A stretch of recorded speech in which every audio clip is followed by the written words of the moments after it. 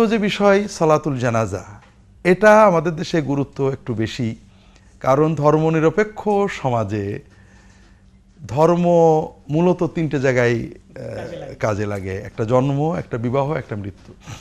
জন্মের সময় খ্রিস্টান সমাজে পাদ্রী আছেন ব্যাপটাইজ করতে, বিবাহটা অবশ্যই চার্চে হতে হয়, আর মৃত্যুর পরে পাদ্রীকে ডাকতে হয়। আর কোনো জায়গায় জীবনের কোথাও আর পাদ্রী নেই, থাকা প্রয়োজনও নেই। হয় জীবন এমন কোটি কোটি মানুষ আছেন যারা ওই একটু বড় হওয়ার পর আর চার্চেও যাননি, পাদ্রীর সাথে দেখাও হয়নি।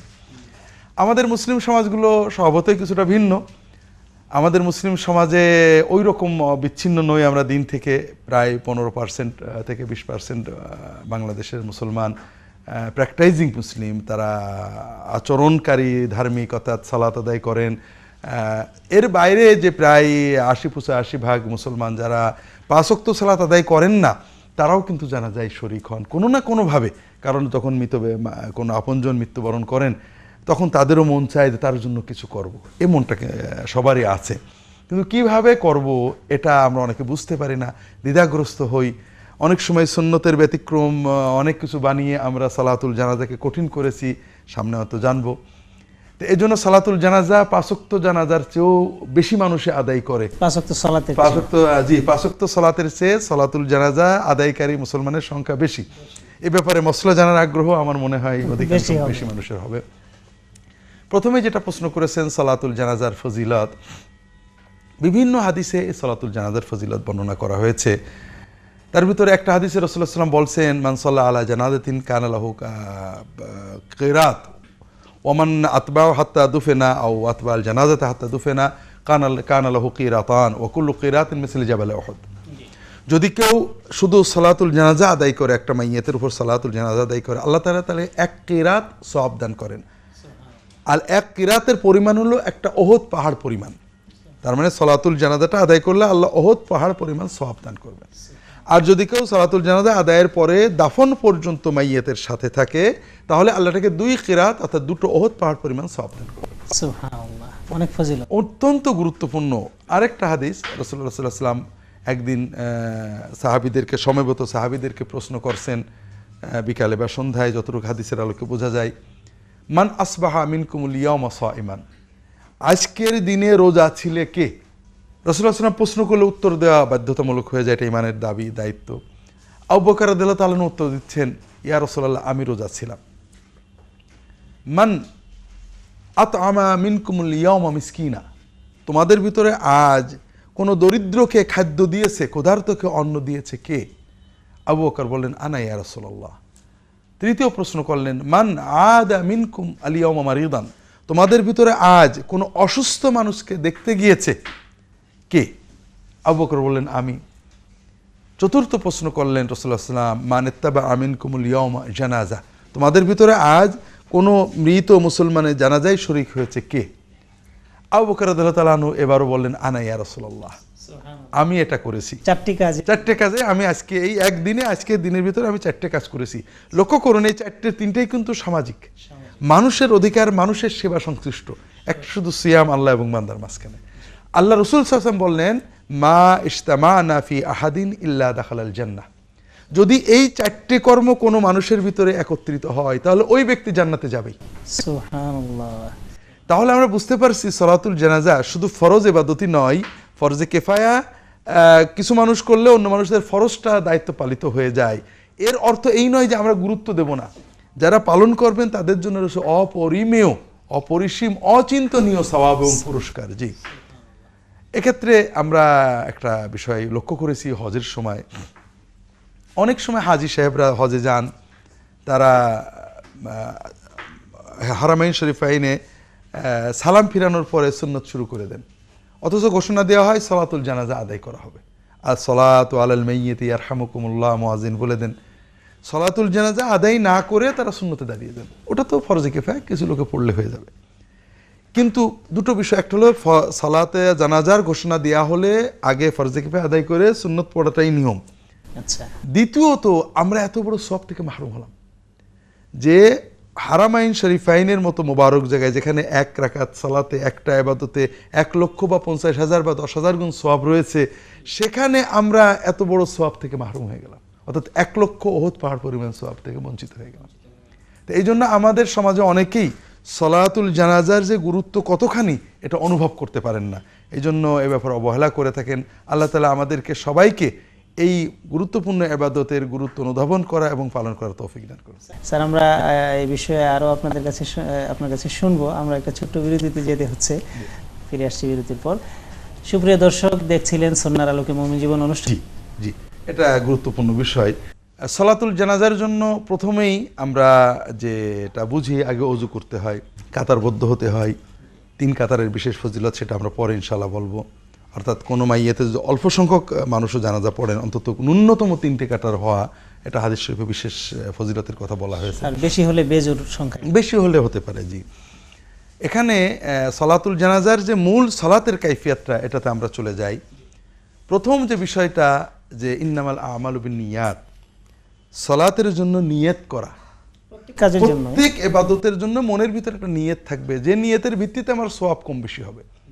যদি আমি সলাতুল জানাজা রাজনৈতিক কারণে পড়ি, যে ওখানে গেলে না গেলে আমার সমস্যা হবে, অথবা গেলে কিছু প্রাপ্তি হবে, অথবা সামাজিক কারণে পড়ি, তাহলে আমি কোনো সওয়াব, এই যে সওয়াবগুলোর কথা আমরা বললাম, এই সওয়াবটা হবে যদি আমরা আল্লাহকে খুশি করার জন্য এই সলাতুল জানাজা আদায় করি। অন্য উদ্দেশ্যগুলো এমনি হাসিল হবে নিয়ত যদি সহিহ, কিন্তু আমার উদ্দেশ্য হবে আল্লাহর রেজামন্দি, সন্তুষ্টি, সওয়াব অর্জন, এটা। তবে এক্ষেত্রে যেটা অত্যন্ত গুরুত্বপূর্ণ সেটা হলো সকল ইবাদতের সওয়াব নির্ভর করে নিয়তের উপরে। যে নিয়ত মনে মনে অনুভূতি ভিতরে থাকতে হয়, নিয়ত করতে হয়, নিয়ত পড়তে হয় না। জি, নিয়ত করা ফরজ। হ্যাঁ, কিন্তু পড়াটা ফরজ, ইবাদত ফরজ, ওয়াজিব, সুন্নত কিছুই নয়, নফল মুস্তাহাব কিছুই। জি। তো এই বিষয়টা এখানে বিশেষ করে সলাতুল জানাজার ক্ষেত্রে বলা দরকার, এই জন্য যে আমি অনেক মানুষকে জানি যে যারা শুধু জানাজার নিয়তটা মুখস্থ করতে পারেন না বলে সলাতুল জানাজা আদায় করেন না, শরীক হন না। কি জন্য? এটা খুব কঠিন মনে হয়। প্রথমতই আমরা আমাদের দর্শকদের বলি, আমরা জানি না পরের অনুষ্ঠান হতে বাঁচবো কিনা, যে সলাতুল জানাজা সবচেয়ে সহজ ইবাদত। আপনি মনের ভিতরে নিয়ত করবেন যে আমি এই মাইয়াতের দোয়ার জন্য সলাতুল জানাজা পড়ছি, আপনি আল্লাহু আকবার বলবেন, এরপরে মাত্র 4 বার আল্লাহু আকবার বলবা, সালাম দেওয়া, এটাই মূলত জানাজার ফরজ। মাঝের দোয়া দরুদগুলো না পারলেও আপনি জানাজার মূল সওয়াব পেয়ে যাবেন। অত সহজ ইবাদতটা আমরা অনেকটা কঠিন করে ফেলেছি। তার অন্যতম কারণ হলো এই খুব বড় একটা নিয়ত আমরা বানিয়ে নিয়েছি, যে নিয়তটা রাসূলুল্লাহ সাল্লাল্লাহু আলাইহি ওয়াসাল্লাম কোনোদিন করেননি, সাহাবীরা কোনোদিনই করেননি, আমাদের 4 ইমাম কখনো করেননি, বলেননি। জি, যে নিয়তটা মুখে তারা বলেননি, পড়েননি, কখনোই নয়, এটা আমরা বানিয়ে নিয়েছি। নিয়ত শুধু মনে মনেই করেছেন, মুখ দিয়ে উচ্চারণ করেননি। জি জি। তো এইটি না শিখবার কারণে আমাদের অসংখ্য মানুষ এই সলাতুল জানাজার এত বড় ফজিলতের ইবাদত থেকে বঞ্চিত হয়ে যায়, এবং ইচ্ছা করেই বিরত থাকে যে আমি যেহেতু নিয়তটা শিখি নাই, আর নিয়ত ছাড়া তো সালাত হবে না, কাজে আমি তো এইটা পারবো না, এই ধারণা থেকে এই কাজটি তারা করে থাকেন। স্যার, আপনি খুব দারুণভাবে বললেন। তো এখন আমরা স্যার জানতে চাচ্ছি যে এই যে নিয়ত করে আমরা তাকবীর বলে কি পড়ব? প্রথমত এই নিয়ত, আবারও আপনি যেটা বললেন নিয়ত করে, এখানে আবার আমি গুরুত্বপূর্ণ বিষয় আপনার সকলেরই দৃষ্টি আকর্ষণ করছি, সেটা হলো যে নিয়ত করা অর্থাৎ মনের অনুভূতি যে আমি মাইয়াতের জন্য দোয়া করব, সলাতুল জানাজা পড়ছি, নিয়ত পড়া নয়। এখানে অনেকে আমাদেরকে প্রশ্ন করেন যে রাসূলুল্লাহ সাল্লাল্লাহু আলাইহি ওয়াসাল্লাম করেননি, ঠিক আছে, সাহাবীরা করেননি, করলে অসুবিধা কি? আমরা সুবিধার জন্য বানিয়ে দিয়েছি একটা, আমাদের করলে অসুবিধা, আপনারা এগুলো নিয়ে কথা তোলেন কেন? আমরা সম্মানিত দর্শকদের আরও অনেক সময় বিষয়গুলো আসবে, আমরা এই উপলক্ষে সহজ প্রশ্ন যে রাসূলুল্লাহ সাল্লাল্লাহু আলাইহি ওয়াসাল্লাম করেননি, নিষেধ তো আর করেননি, করলে অসুবিধা কি? অসুবিধাগুলো আপনাদের একটু খুলে বলার চেষ্টা করছি। জি, প্রথম কথা হলো মুমিনের প্রশ্ন হলো আল্লাহর ডাকবো, নবীর পদ্ধতিতে ডাকলে অসুবিধাটা কি? নবীর পদ্ধতি বাদটা কেন দেবো, এইটা প্রশ্ন হওয়া উচিত। নবীর পদ্ধতি বাদ দিয়ে অন্য পদ্ধতিতে যাওয়ার আমার দরকারটা কি? নবীর পদ্ধতি থাকলে আমার সমস্যা কি ছিল? এটা প্রথম প্রশ্ন। আর এই নিয়ত বা এই ধরনের সুন্নতের ব্যতিক্রম ইবাদত করলে কি কি অসুবিধা আমরা সংক্ষেপে বোঝার চেষ্টা করি। প্রথম অসুবিধে, আমরা যখন রাসূলুল্লাহ সাল্লাল্লাহু আলাইহি ওয়াসাল্লামের পদ্ধতির বাইরে কোনো কাজ করব ইবাদতের সাথে, ইবাদত মনে করে, সওয়াব একটু বেশি হবে মনে করে, তাহলে প্রথম একটা কাজ আমাদের হয়, সেটা হলো রাসূলুল্লাহ সাল্লাল্লাহু আলাইহি ওয়াসাল্লামের সুন্নত পদ্ধতিতে কর্ম করা থেকে আমরা মাহরুম হয়ে গেলাম। জি, রাসূলুল্লাহ সাল্লাল্লাহু আলাইহি ওয়াসাল্লাম বলছেন, মান আহইয়া সুন্নতি ফাকাদ আহাব্বানি ওয়া মান আহাব্বানি কানা মাই ফিল জান্নাহ। যদি কেউ আমার সুন্নতকে জীবন্ত করে, আমার সুন্নত পালন করে, প্রতিষ্ঠা করে, সে ব্যক্তি আমার প্রেমিক হলো এবং আমার সাথেই জান্নাতে থাকবে। তাহলে আমি যদি মনে মনে নিয়ত করি, তাহলে রাসূলুল্লাহ সাল্লাল্লাহু আলাইহি ওয়াসাল্লাম সুন্নত মতো নিয়তটা হলো, করলাম, এইটা কবুল হলে আমি রাসূলুল্লাহ সাল্লাল্লাহু আলাইহি ওয়াসাল্লাম সাথে জান্নাত পাবো। জি। আর যদি আমি মুখে নিয়ত করি, কোনো গুনাহ না হলেও নবীর সুন্নতটা আমি পালন করা হলো না, তাহলে আমার প্রথম যে ভুলটা হলো, ক্ষতিটা হলো, রাসূল সাল্লাল্লাহু আলাইহি ওয়াসাল্লাম সুন্নত পালনের সওয়াব থেকে মাহরুম হয়ে গেল। এবং সুন্নতকে জিন্দা করার স্থলে আমরা সুন্নতের ব্যতিক্রম একটা জিনিসকে, ওটা আমরা দ্বিতীয় পয়েন্টে যাই। তাহলে প্রথম সওয়াব বঞ্চিত হলাম কিসের থেকে? সুন্নত পালনের সওয়াব থেকে।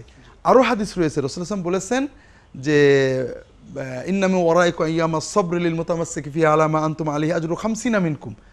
সবরের জামানায়, ফিতনার জামানায় কেউ যদি অবিকল সাহাবীদের মতো সুন্নত মেনে চলে, একজন মুসলমান 50 জন সাহাবীর সমান সওয়াব পাবেন। তাহলে আমরা যদি সাহাবীদের মতো মনে মনে নিয়ত করি, অন্য সকল কাজে সাহাবীদের অনুসরণ করি, তাহলে আমরা 50 জন সাহাবীর সমান সওয়াব পেতে পারবো ইনশাআল্লাহ। জি আলহামদুলিল্লাহ। তাহলে প্রথম যে ক্ষতিটা হলো সুন্নতের সওয়াব থেকে মাহরুম হলাম। দ্বিতীয় ক্ষতিটা হলো যে আমরা সুন্নতকে মেরে ফেললাম। যখনই কোনো মুসলিম সমাজে সুন্নতের ব্যতিক্রম আমল প্রচলিত হয়, সুন্নত মারা যায়। এই নিয়তের ব্যাপারটাই মুজাদ্দিদ আল-ফিসানি রাহমাতুল্লাহ আলাইহি বিশেষ করে উল্লেখ করেছেন। মুজাদ্দিদ আল-ফিসানি রাহমাতুল্লাহ আলাইহির ভক্তি আমরা সবাই করি, কিন্তু তার বই পড়তে চাই না। তিনি তার মাকতুবাত শরীফে বারবার বলেছেন যে বেদাত কখনো হাসানা হয় না। বেদাত হাসানাই বলুন আর সাইয়াই বলুন, সকল বেদাতই সুন্নত মেরে ফেলে, সুন্নত ক্ষতিগ্রস্ত করে। তার একটা বড় প্রমাণ, রাসূলুল্লাহ সাল্লাল্লাহু আলাইহি ওয়াসাল্লামের সুন্নত ছিল মনের ভিতরে নিয়তের, আল্লাহর দিকে মন করে নীরবে আল্লাহু আকবার বলা। তিনি আজীবন যতবার নামাজ পড়েছেন, হাজার হাজার ওয়াক্ত সালাতে দাঁড়াইছেন, সালাতে তার সুন্নতটা কি? দাঁড়িয়ে মনটা, মুখটা নীরব রেখে, মনটা আল্লাহর দিকে রেখে, মনটাকে আল্লাহর দিকে রুজু করে আল্লাহু আকবার বলা।